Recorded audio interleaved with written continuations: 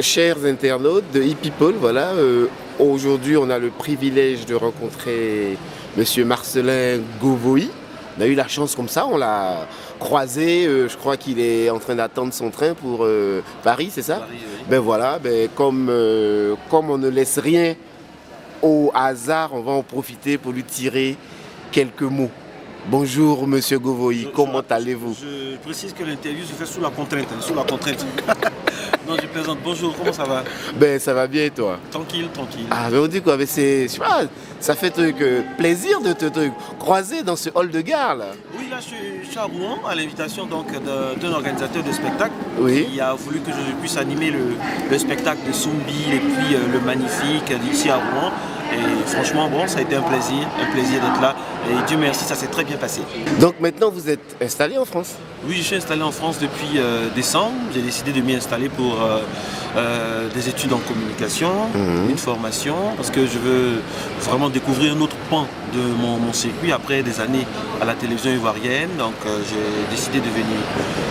Mais c'est pas en fait bon, ce qu'on a lu dans la presse, ça avait l'air d'être une décision un peu forcée. Non, pas du tout. Les Ivoiriens qui me regardent à la télé, ceux qui me connaissent savent que je suis quelqu'un de caractère. Je ne suis pas celui qu'on peut forcer comme ça. Je ne suis pas un enfant. J'ai été maintes fois suspendu. C'est parce que j'ai du coffre et parce que j'ai du caractère. On ne peut pas me forcer à faire quelque chose. J'ai pris ma décision parce que après des années de présence à la RTI, j'ai pensé qu'il fallait que je me forme. Parce que les Ivoiriens, les téléspectateurs ivoiriens mondiaux ont besoin du meilleur. Je suis venu me former et un jour, je reviendrai en Côte d'Ivoire, il n'y a pas de problème. Mais je n'ai pas démissionné parce qu'il y avait un quelconque problème à la RTI. La RTI fait partie de moi. C'est grâce à la RTI que vous pouvez me choper aujourd'hui dans un coin de gare ici à Rouen.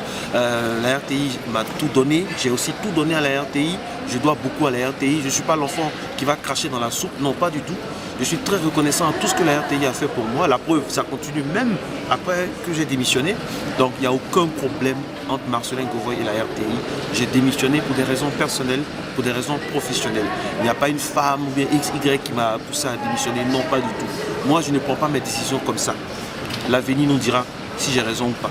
Ah ben voilà au moins une mise au point claire qui vient d'être faite.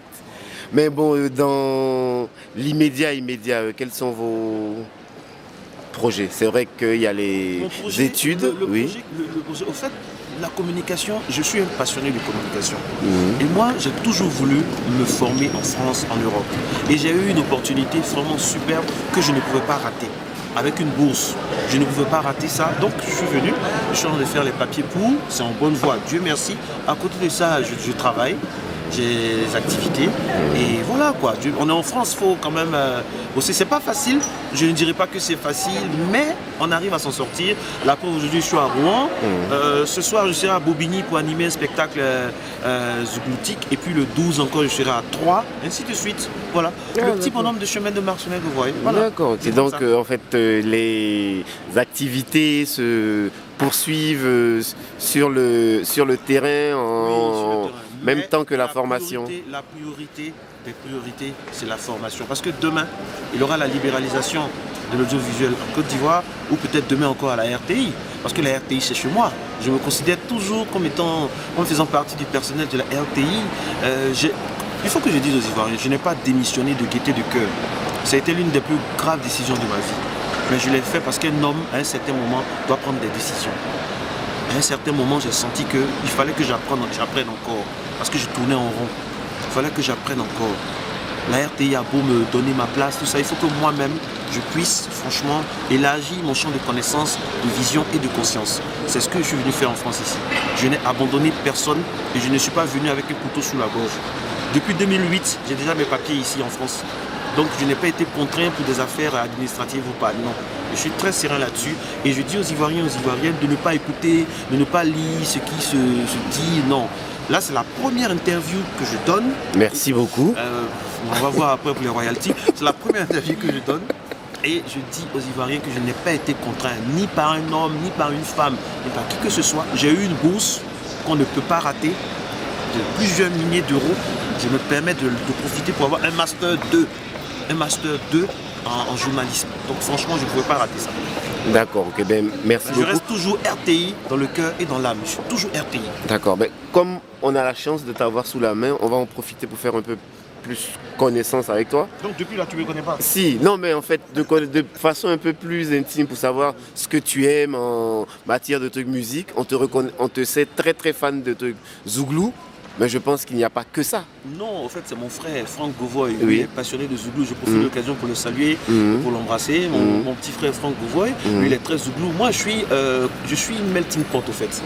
Moi, j'estime qu'un animateur ne doit pas se focaliser sur un seul genre musical. Moi, je suis world music, je suis Zouglou, je suis bébé, je suis coupé décalé, je suis jazz, je suis opéra. Enfin, je suis tout.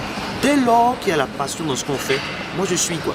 Là, je suis venu animer un spectacle de Zouglou.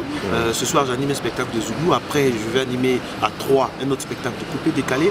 Voilà, c'est ma nature plurielle aussi. C'est comme ça. D'accord, ok.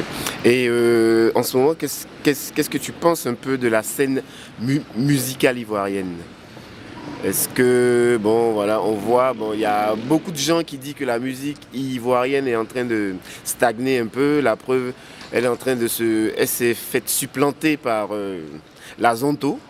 Voilà, quoi, je sais pas, qu'est-ce que toi tu en penses? Le problème, c'est que on a un vivier inépuisable culturel en Côte d'Ivoire. Quand j'écoute la Tito Pata, Cisco l'Impérial, j'ai la chair de poule. Bon, le coupé décalé, c'est vrai, on ne le dira jamais assez, c'est une musique d'ambiance, d'enjaillement, comme on dit. Mais je veux dire que la Côte d'Ivoire, franchement, n'a rien à envier à ses voisins, dans beaucoup de domaines et principalement musicalement parlant. Ce qu'il faut, c'est l'organisation. Vous savez, en France, ici, il y a des chansons que vous écoutez, on parle des bonbons, de n'importe quoi là-dedans, mais ça marche. Parce qu'autour, les gens sont organisés. Moi, ça fait combien de temps que je viens régulièrement en France? Depuis 2006-2017. Le blanc n'est pas plus intelligent que le noir. C'est juste une question d'organisation. Dites combien d'artistes en Côte d'Ivoire ont un blog ou bien ont un site internet? Combien d'artistes ont une certaine traçabilité sur le net? C'est rare, c'est peut-être Magic System. Aujourd'hui, on parle de Magic System, mais ils ont bossé. Il y a toute une méthodologie derrière. Et puis, il y a tout un sérieux. Voilà, c'est le lieu, c'est l'occasion de saluer des gens aussi. Dans l'homme, en Côte d'Ivoire aussi, on ne reconnaît pas les valeurs. Un monsieur comme Joss Menjos dans le milieu artistique, Désiré Quadio, des gens comme ça qui font beaucoup. Mais j'estime que ce sont des gens qu'on doit appeler, qui peuvent être conseillés dans de grosses structures dans notre pays. Parce que ce sont des gens qui connaissent, qui ont fait tourner énormément d'artistes.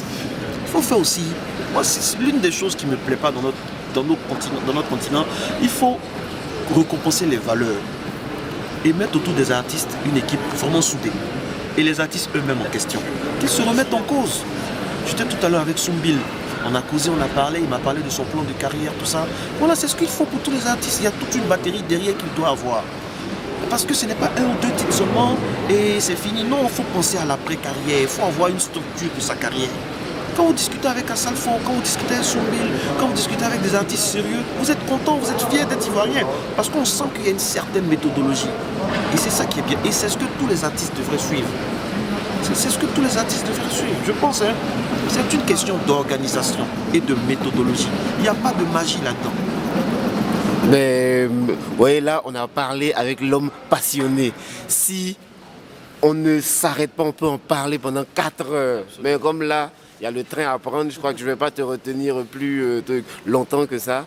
Ça a été vraiment un plaisir d'échanger avec toi.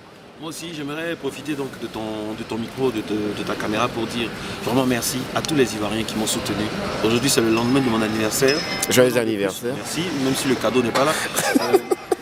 Ça viendra. Merci aux Ivoiriens parce que chaque jour, via Internet, via le téléphone, je reçois des messages de soutien. Pourquoi tu as démissionné? Je n'ai pas démissionné parce que je suis fâché contre la RTI. Non, c'est vrai que j'ai été beaucoup de fois suspendu, mais ça fait partie de la carrière d'un homme. On suspend beaucoup de personnes dans les sociétés, dans les ministères et autres.